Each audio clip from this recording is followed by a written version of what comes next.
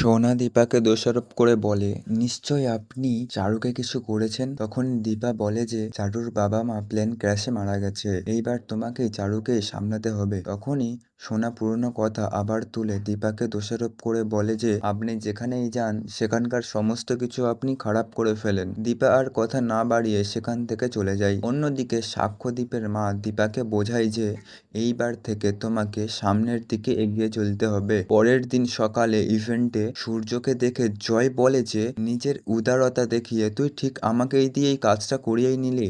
সোনাকে চারুর সাথে পাঠিয়ে সূর্য একাই সেই ইভেন্টটা সামলাতে চলে আসে। দীপা দেখতে পাই সূর্য ভুল করে তার নামে আইডি কার্ড নিজের গলায় পরে নিয়েছে, কিন্তু দীপা কোনো কথা বেশি না বাড়িয়ে নিজের কাজে মন দেয়। তারপর জয়কে দেখে জয়কে ভালো করে কাজ করার উপদেশ দেয়। দীপা হাঁটতে গিয়ে পড়ে যাওয়ার জন্য সাক্ষ্যদীপ এসে দীপাকে ধরে ফেলে, যেইটা দেখে সূর্য একটু কষ্ট পায়। তখনই জয় এসে সূর্যকে বলে যে নিজের কাজে মন দে, বৌদিদিকে সামলানোর লোক কিন্তু রয়েছে। সূর্য জয়কে গয়নার দায়িত্ব দেয়, কিন্তু জয় টেনশন করে যে টাকা পয়সা দেওয়ার তো আজকে লাস্ট দিন, তাহলে গুন্ডাগুলো এখানে চলে আসবে না তো। আর এদিকে সাক্ষ্যদীপ দীপার পায়ে মলম লাগিয়ে দেয়। একটু পরে জয়ীও আসে সেই ইভেন্টে, কিন্তু সোনা যখন সূর্যকে ফোন করে তখন দীপার গলার আওয়াজ শুনতে পেরে সোনা আবার জিজ্ঞেস করে যে বাবা তুমি কি মায়ের সঙ্গে আছো, তোমাকে চারু কিন্তু খুব দরকার। জয়ী তারপরে ইভেন্ট এনজয় করতে করতে সেই সময় সূর্য এসে তার সঙ্গে কথা বলতে চাইলে জয়ী রাগ করে সেখান থেকে চলে যায়।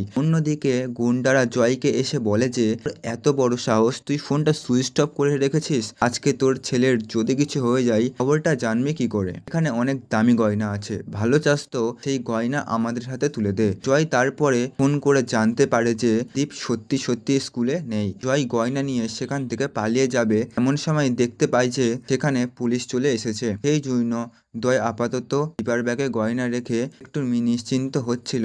তখনই পুলিশ বলে যে একটা গয়না চুরি হয়েছে, সেজন্য আমরা সবার ব্যাগ সার্চ করব। দীপা নিজে থেকে নিজের ব্যাগটা দিয়ে দেয় সার্চ করার জন্য। ব্যাগ থেকে গয়না বেরোতেই দীপা চমকে যায়। দীপা বলে যে আমি জানি না এই গয়না কোথা থেকে এসেছে।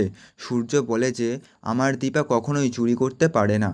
পুলিশ তখন দীপাকে বলে যে চুরি না করলে এই গয়না আপনার ব্যাগে কি করে আসেও। পুলিশ দীপার কোনো কথাই শুনে না, দীপাকে টানতে টানতে সেখান থেকে নিয়ে চলে যায়। বন্ধুরা, নেক্সট এপিসোড দেখার জন্য চ্যানেলটিকে সাবস্ক্রাইব করুন আর ভিডিওটিকে লাইক করে দিন।